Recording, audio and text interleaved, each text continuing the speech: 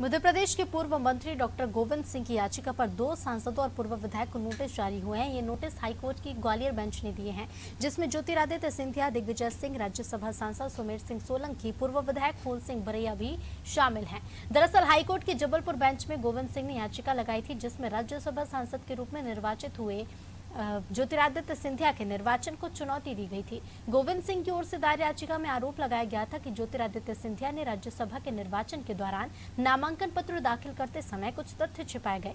इस आधार पर सिंधिया के निर्वाचन को चुनौती दी गई है। याचिका में कहा गया है कि 2018 में भोपाल के श्यामला हिल्स थाने में कमलनाथ, दिग्विजय सिंह और ज्योतिरादित्य सिंधिया के खिलाफ एफआईआर दर्ज की गई थी, जिसे ज्योतिरादित्य सिंधिया ने सार्वजनिक रूप से स्वीकारा भी था। लेकिन अब वो कांग्रेस में नहीं है और भाजपा से राज्यसभा के सांसद चुने गए हैं।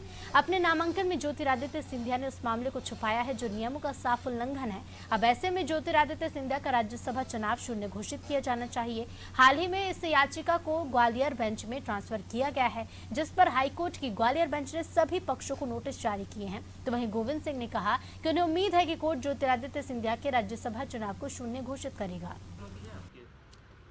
सवाल इस बात का है, राज्यसभा के चुनाव में माननीय कमलनाथ जी, माननीय दिग्विजय सिंह, माननीय सिंधिया जी तीनों कांग्रेस के समय थे। उसमें भारतीय जनता पार्टी की सरकार के समय पर एक अपराध दर्ज हुआ था।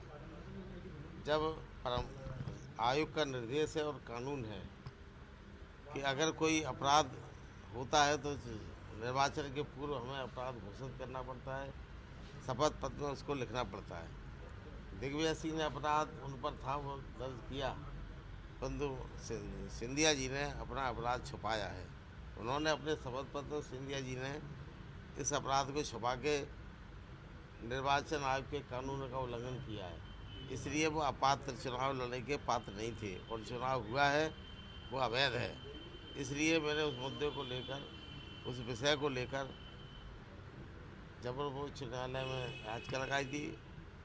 जबलपुर ने माननीय उच्च न्यायालय ने वो याचिका ग्वालियर में न्यायपीठ को भेज दी है। उस पर कल सुनवाई थी।